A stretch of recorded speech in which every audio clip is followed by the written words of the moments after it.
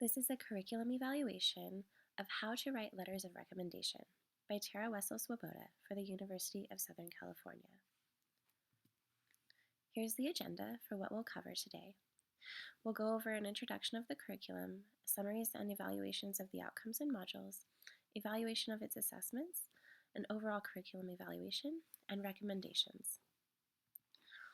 This curriculum is a 2-hour training program intended for high school teachers and college counselors, primarily people who would be writing letters of recommendation on behalf of high school seniors who are applying to college.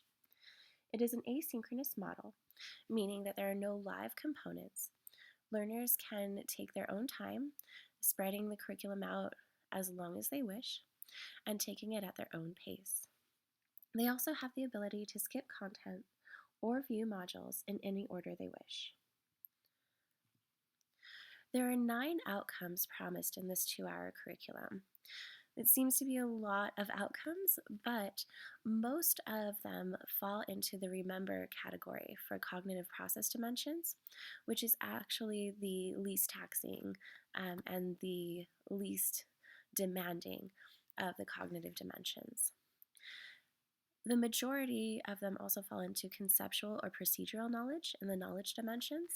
When we think about just the title of this curriculum and what it intends to do, it intends to teach people how to write letters of recommendation.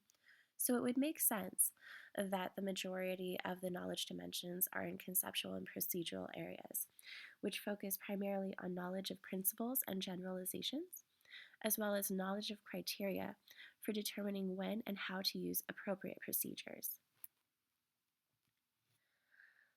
The modules here are split into 4 different sections: an introduction that gives learners a basic idea of how letters of recommendation are used in the college admission process, and then part 1 breaks down the difference between a teacher recommendation and a counselor recommendation, and what each of those should include, as well as what each should avoid.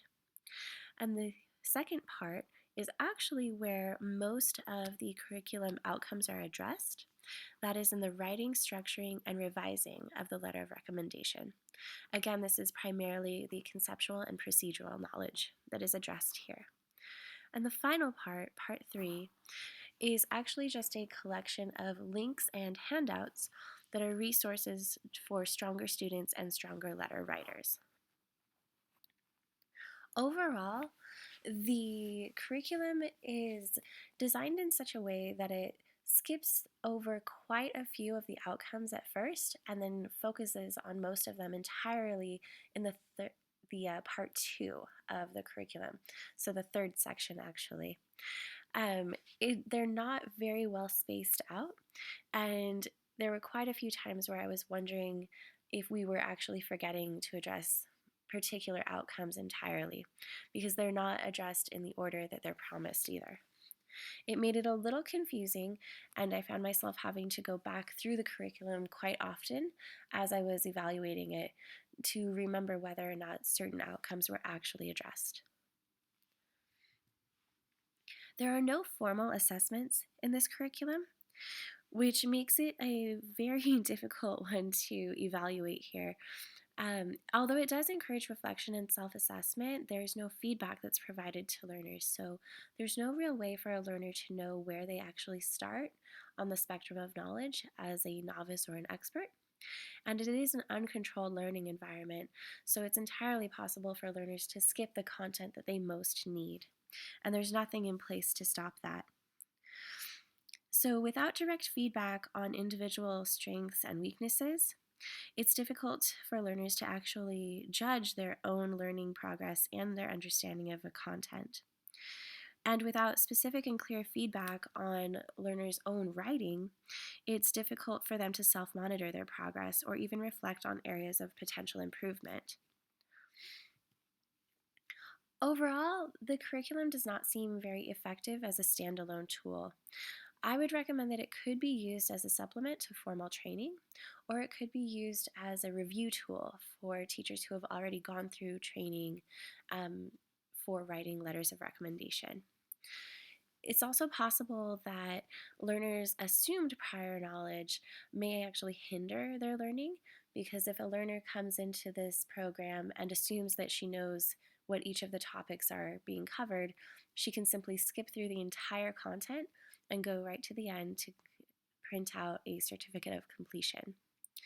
And there's really no way to measure how effective this curriculum is in teaching how to write letters of recommendation, without any way to see where learners start in their writing skills and where they end in their skills as well. It's difficult to determine if any learning is actually happening or if any progress is actually being made. And while learners may benefit from the use of examples and anecdotes, the instructor here is an expert in the field with 20 years of experience, over 20 years of experience, but he does not have any teaching experience or experience in curriculum design. So this may explain why oftentimes there's a reliance on anecdotes and an assumption that learners will be able to synthesize the underlying concepts. My first recommendation to improve this curriculum is to build assessments into its structure. There are a couple of ways we could do this. My first recommendation, since learners have the ability to skip content, would be to implement assessments at the beginning of modules, so that if learners wish to skip that content, they would then be prompted to take a brief online quiz to determine whether or not they actually do have the knowledge necessary to move through that module without going through the training. This could prevent learners from assuming that they know more than they actually do, and could prompt self-reflection by highlighting areas of the assessment where maybe they were incorrect in their answers. A final assessment could actually be built in very easily by asking learners to submit sample letters of recommendation that they've written themselves. This would allow learners to then put to use the specific types of knowledge that were presented in the curriculum, and with some feedback from the instructor, identify areas where they can continue to improve. And finally, I would recommend including prompts for reflection, self-regulation, and self-monitoring. This is very important to encourage further learning. It's also important for encouraging reflection so that learners can become more self-regulated and develop an ability to self-assess their own learning and performance. But again, this relies on getting feedback from an instructor so that they can know where they start and what areas they do need to focus on for their own improvement.